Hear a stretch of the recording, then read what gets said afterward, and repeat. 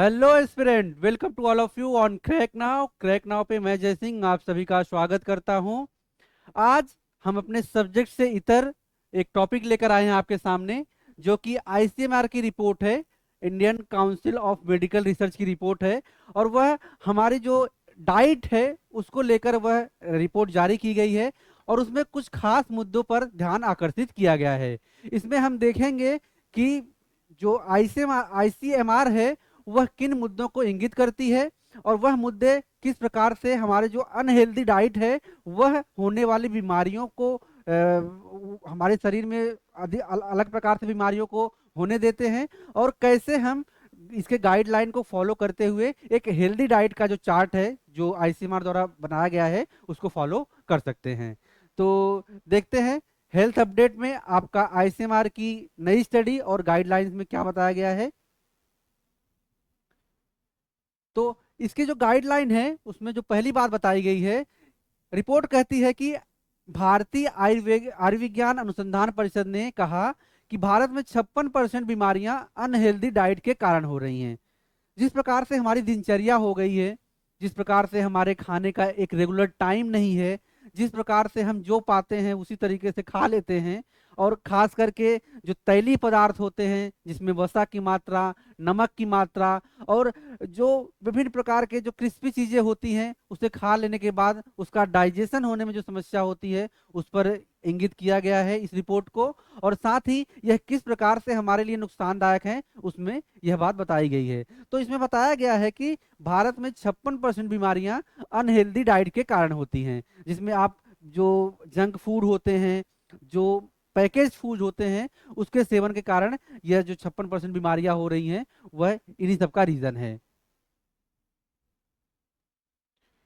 ICMR ने भारत के लोगों के लिए 17 पॉइंट का गाइडलाइन भी जारी किया है, जिसमें आईसीएमआर ने बताया है कि क्या चीजें खानी चाहिए और क्या आपकी दिनचर्या का एक शेड्यूल होना चाहिए। तो आइए देखते हैं कि वह शेड्यूल क्या है और किस किन चीजों का सेवन करना चाहिए, हमें किन चीजों से हमें परहेज करना चाहिए।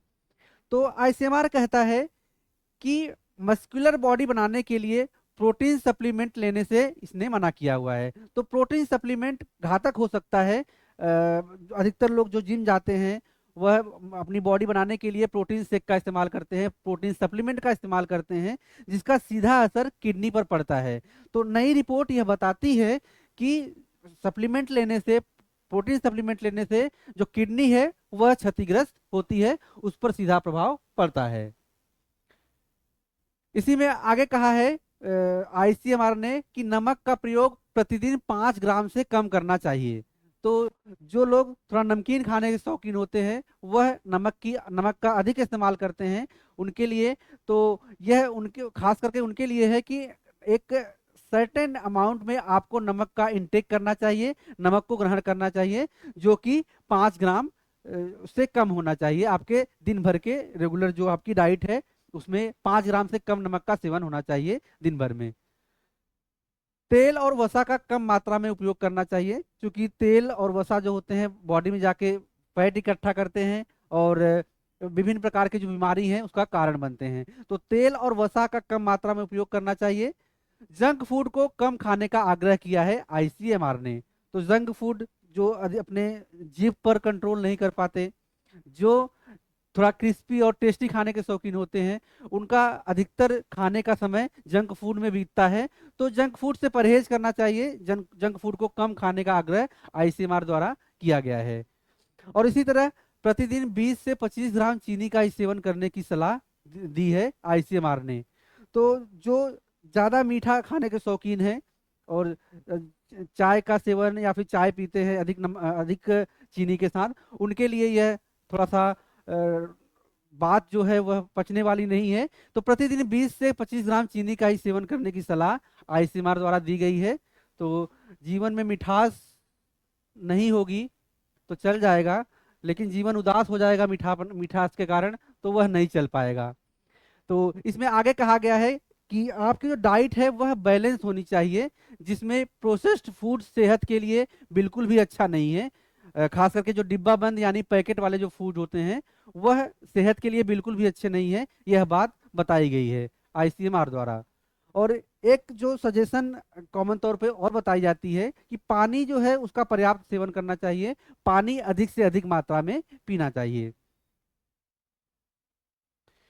इसके अलावा इस गाइडलाइन में और बताया गया है कि दिन में 2 या 3 बार ही खाना खाएं, बीच बीच में खाना खाने से बचें।